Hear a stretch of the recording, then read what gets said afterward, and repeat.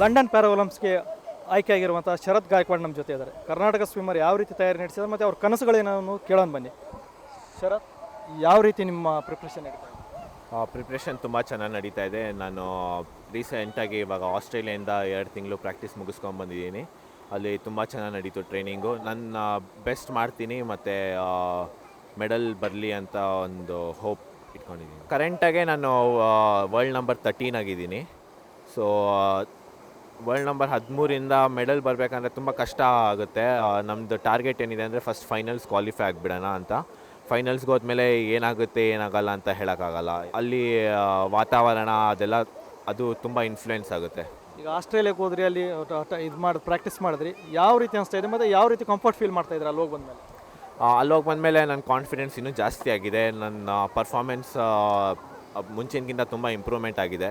ಅಲ್ಲಿ ನನಗೆ ತುಂಬ ಫೆಸಿಲಿಟೀಸ್ ಇತ್ತು, ಟ್ರೈನಿಂಗ್ ತುಂಬ ಚೆನ್ನಾಗಿತ್ತು. ಸೊ ನನ್ನದು ಪರ್ಫಾರ್ಮೆನ್ಸ್ ಆಲ್ರೆಡಿ ಇಂಪ್ರೂವ್ ಆಗಿದೆ. ಒಲಿಂಪಿಕ್ಸಲ್ಲಿ ಇನ್ನೂ ಪ್ಯಾರಾಲಿಂಪಿಕ್ಸಲ್ಲಿ ಇನ್ನೂ ಚೆನ್ನಾಗಿ ಮಾಡಬೇಕು ಅಂತ ಟ್ರೈ ಮಾಡಿ. ಈಗ ನೀವು ಪ್ಯಾರಾ ಒಲಿಂಪಿಕ್ಸಲ್ಲಿ ಎಷ್ಟು ಇವೆಂಟಲ್ಲಿ ಭಾಗವಹಿಸ್ತಾ ಇದ್ದೀರಾ? ನಾನು 4 ಇವೆಂಟಲ್ಲಿ ಮಾಡ್ತಾಯಿದ್ದೀನಿ. 100 meter breast stroke, 100 meter butterfly, 50 meter freestyle ಮತ್ತು 200 ಮೀಟರ್ ಇಂಡಿವಿಜುವಲ್ ಮೆಡ್ಲಿಯಲ್ಲಿ ಮಾಡ್ತಾಯಿದ್ದೀನಿ.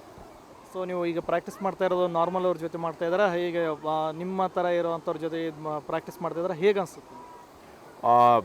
ನಾನು ನಾರ್ಮಲ್ ಹೋಗಿರೋರ ಜೊತೆನೇ ಟ್ರೈನ್ ಮಾಡ್ತಾಯಿದ್ದೆ. ಎಲ್ಲರೂ ನನಗೆ ತುಂಬ ಸಪೋರ್ಟ್ ಮಾಡಿದ್ದಾರೆ ಮತ್ತು ಎನ್ಕರೇಜ್ ಮಾಡಿದ್ದಾರೆ. ಸೊ ಅದರಿಂದ ನನಗೆ ಇಷ್ಟು ಒಳ್ಳೆ ಪರ್ಫಾರ್ಮೆನ್ಸ್ ಕೊಡೋಕ್ಕೆ ಸಾಧ್ಯವಾಗಿದೆ ಇಷ್ಟು ವರ್ಷ. ಸೊ ನಿಮಗೆ ಭಾರಿ ಇಷ್ಟವಾದಂಥ ಸ್ವಿಮ್ ಯಾವುದು? ನನಗೆ ಆ್ಯಕ್ಚುಲಿ ಆಗಿ ಫ್ರೀ ಸ್ಟೈಲ್ ತುಂಬ ಇಷ್ಟ. ಆದರೆ ನನಗೆ ಫ್ರೀ ಸ್ಟೈಲ್ ಸ್ವಲ್ಪ ಪ್ರಾಬ್ಲಮ್ ಆಗುತ್ತೆ ಮಾಡೋಕ್ಕೆ. ಸೊ ನಾನು ಬ್ರೆಸ್ಟ್ ಸ್ಟ್ರೋಕ್ ತುಂಬ ಇಷ್ಟಪಡ್ತೀನಿ. ಸೊ ನೀವು ಈ ಇರೋದ್ರಲ್ಲಿ ಈಗ ಒಟ್ಟಾರೆಯಾಗಿ ನೋಡಿದ್ರೆ ಬೇರೆ ದೇಶದವರೆಲ್ಲ ಪಾರ್ಟಿಸಿಪೇಟ್ ಮಾಡ್ತಾರೆ. ಸೊ ಅಟ್ಲೀಸ್ಟ್ ನಿಮ್ಮ ಒಂದು ಫೈನಲ್ ಅಂತಕ್ಕೆ ಹೋದರೆ ಯಾವ ಸ್ಥಾನ ಒಂದು ನಿಮ್ಮ ಗುರಿ ಇರುತ್ತೆ, ನಾನು ಇಂಥ ಒಂದು ಬ್ರೌನ್ಸು ಸಿಲ್ವರ್ ಏನೋ ಮಾಡ್ಬೋದು, ಯಾವ್ದು ನಿಮ್ಮ ಟಾರ್ಗೆಟಿಗೆ? ನನ್ನ ಟಾರ್ಗೆಟ್ ಮೇನ್ ಏನಿದ್ರು ಇವಾಗ ಸಿಲ್ವರು ಬ್ರಾನ್ಸ್ ಮೆಡಲಲ್ಲಿದೆ. ಯಾಕಂದರೆ ಗೋಲ್ಡ್ ಮೆಡಲ್ ಪೊಸಿಷನಲ್ಲಿರೋರು 4-5 ವರ್ಷದಿಂದ ಕಂಟಿನ್ಯೂಸ್ ಆಗಿ ಕನ್ಸಿಸ್ಟೆಂಟಾಗಿ ಪರ್ಫಾರ್ಮ್ ಮಾಡ್ಕೊಂಬರ್ತಿದ್ದಾರೆ. ಬಟ್ ಹೇಳ್ದಂಗೆ ಫೈನಲ್ಸ್ಗೆ ಹೋದ್ಮೇಲೆ ಏನಾಗುತ್ತೆ ಏನಿಲ್ಲ ಅಂತ ಹೇಳೋಕ್ಕಾಗಲ್ಲ. ಸೊ ನಿಮ್ಮ ಲೆವೆಲ್ನ ಇನ್ನೊಂದು ಸ್ವಲ್ಪ ಹೆಚ್ಚಿಗೆ ಮಾಡ್ಕೋಬೇಕಾದ್ರೆ ನೀವು ಇನ್ನೂ ಏನೇನು ಮಾಡ್ಬೋದು ಮತ್ತು ನಿಮ್ಗೇನು ಸಪೋರ್ಟ್ ಬೇಕು ಅದಕ್ಕೆ? ಇವಾಗ ನಾನು ಆಸ್ಟ್ರೇಲಿಯಾಗೆ ಹೋಗಿ ಬಂದಾಗಿಂದ ನನಗೆ ಆಸ್ಟ್ರೇಲಿಯಾ ಹೋದಾಗಿಂದ ಅಲ್ಲಿ ತುಂಬ ಫೆಸಿಲಿಟೀಸ್ ಇತ್ತು. ಬಟ್ ಅದೇ ಇಂಡಿಯಾಲಿ ನಮಗೆ ಅಷ್ಟೊಂದು ಫೆಸಿಲಿಟೀಸ್ ಸಿಗೋಲ್ಲ. ನಮ್ಮದು ಇಂಡಿಯಾಲಿ ಟ್ಯಾಲೆಂಟ್ ಇದೆ, ಇಂಡಿಯಾಲಿ ಕೋಚಿಂಗ್ ಚೆನ್ನಾಗಿದೆ. ಆದರೆ ನಮ್ಗೆ ಫೆಸಿಲಿಟೀಸ್ ಸಿಗದೇ ಇರೋದ್ರಿಂದ ನಮಗೆ ಪರ್ಫಾರ್ಮೆನ್ಸ್ ಅಷ್ಟು ಚೆನ್ನಾಗಿ ಬರ್ತಾಯಿಲ್ಲ. ಮತ್ತು ಅಲ್ಲಿನ ಸ್ಪೋರ್ಟ್ಸ್ ಪರ್ಸನ್ಸ್ ಒಂಥರ ಆ್ಯಟಿಟ್ಯೂಡ್ ಕಂಪ್ಲೀಟ್ ಡಿಫ್ರೆಂಟ್ ಆಗಿರುತ್ತೆ. ಸೋಲ್ಬೇಕು ಅಂತ ಯಾವತ್ತೂ ಯೋಚಿಸಲ್ಲ.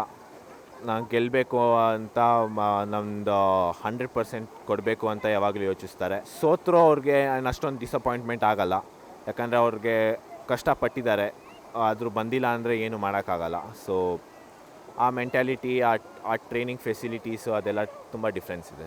ಸೊ ನಿಮ್ಗೆ ಒಳ್ಳೆಯದಾಗಲಿ. ಲಂಡನ್ ಪ್ಯಾರಾ ಒಲಿಂಪಿಕ್ಸಲ್ಲಿ ನೀವು ಒಂದು ಪದಕ ತರಲಿ ಅಂತ ಹಾರೈಸ್ತೀವಿ. ಹಾಂ, ಥ್ಯಾಂಕ್ಸ್.